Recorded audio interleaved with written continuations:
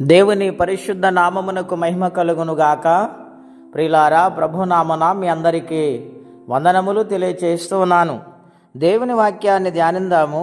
కీర్తనల గ్రంథం 34వ అధ్యాయము 5వ వచనం.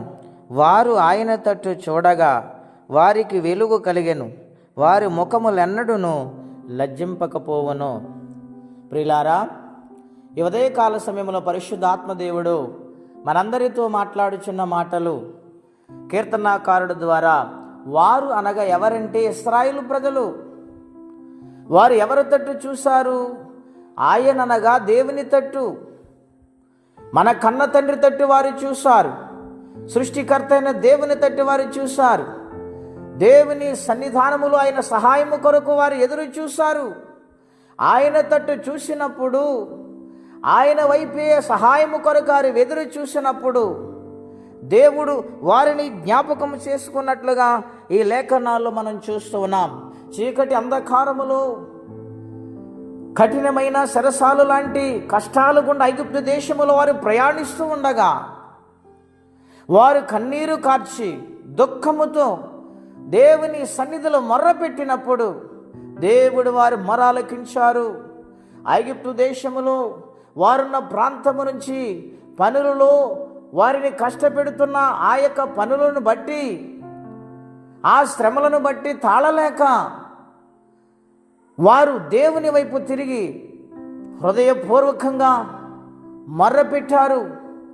ఆ యొక్క చీకటి బ్రతుకు నుండి, బానిస బ్రతుకు నుండి, కష్టపు బ్రతుకు నుండి దేవుడు విడుదల చేయాలని దేవుని వైపు వారు చూసినప్పుడు వారికి వెలుగు కలిగింది. ప్రియులారా, గనుక చీకటి నుండి వేరుపరిచే దేవుడు, వెలుగునిచ్చే దేవుడు, సహాయము చేసే దేవుని వైపు వారు చూశారు. గనుక వారికి వెలుగును కలిగింది.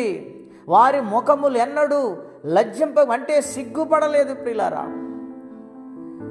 సిగ్గుపడని జీవితాన్ని, సిగ్గుపడని బ్రతుకును, మార్గమును దేవుడు వారికి అనుగ్రహించారు. కష్టకాలములు వారు మొర్రపెట్టినప్పుడు, అగాధములు వారు మొర్రపెట్టినప్పుడు, శ్రమల్లో వారు మొర్రపెట్టినప్పుడు వారి మొర దేవుడు ఆలకించారు. వారి మొర ఆలకించి వారిని సిగ్గుపరచకుండా వెలుగుతో నింపి, వెలుగులో నడిపించి, ధైర్యముతో వారు దేవుని యొక్క సన్నిధిలో నడిచారు. ప్రియులారా, చీకటి బ్రతుకుల నుండి వారు శ్రమల బ్రతుకుని విడుదల పొందారు. ఈ ఉదయకాల సమయంలో ఎవరి తట్టు మనం చూస్తున్నాము? ఆయన తట్టు చూడగలిగితే, ఆయన తట్టు సంపూర్ణంగా మనము ఆయన వైపు చూడగలిగితే నిత్యముగా చీకటిలో ఉన్న కష్టాలు, బాధలు, శ్రమలు, ఇబ్బందులన్నిటినీ దేవుడు తొలగించటానికి ఇష్టపడుతూ ఉన్నాడు. గనుక ఆయన తట్టు చూసేవారిగా మనం మారాలి.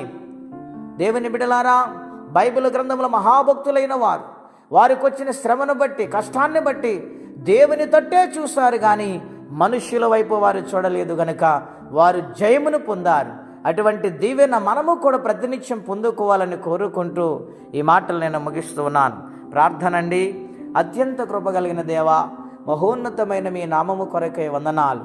నాయన, నీ తట్టు చూసినప్పుడు నాయన కృంగుదల నుండి, శ్రమ నుండి, చీకటి నుండి బ్రతుకును మార్చి వెలుగుమయము చేసి నీ సన్నిధిలో సమాధానమిచ్చి నడిపిస్తానని వాగ్దానం చేశావు. నాయన, ఎన్నడూ సిగ్గుపడని జీవితాన్ని మీరు అనుగ్రహిస్తానని మీరు వాగ్దానము చేశారు. నాయన, నాటి ఇశ్రాయేలు ప్రజలు ప్రభువా నీ తట్టు చూసినప్పుడు గొప్ప కార్యాలు జరిగాయి. నాయన, మేము కూడా ప్రతినిత్యము నీ వైపు చూసి ఆశ్చర్య కార్యములు మేము పొందుకోవడానికి, వెలుగుతో నింపబడటానికి కృపా సహాయము దయచేయమని, ఎవరి కష్టములో, బాధలు, ఇబ్బందులు ఉన్నారో వారికి కూడా సహాయం పంపించమని, ఈ దినము దీవెనకరంగా మార్చమని యేసుక్రీస్తు వారి పుణ్యనామములో ప్రార్థించి వేడుచున్నాము తండ్రి. ఆమేన్. దేవుడు దీవించును గాక. ఆమేన్.